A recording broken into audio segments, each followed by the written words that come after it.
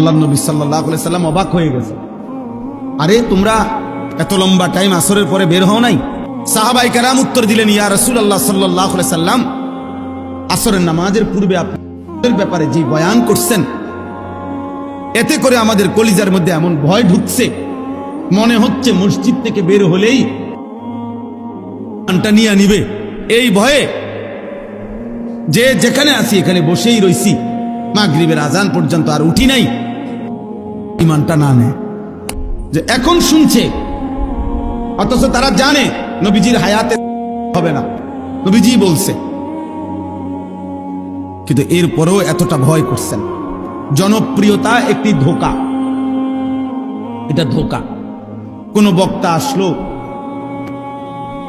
সবাই মিলে হুড়াহুড়ি করে দেখে গেলাম, সবাই যার যার মতো ফিরে গেলাম। প্রিয় ভাই আমার, এতে তেমন কোনো ফায়দা নাই। এটা অজব, আত্মমুগ্ধতা, তরিকতের ভাষায়, তাসাউফের ভাষায় এটা অন্তরের একটি মন্দ রোগ।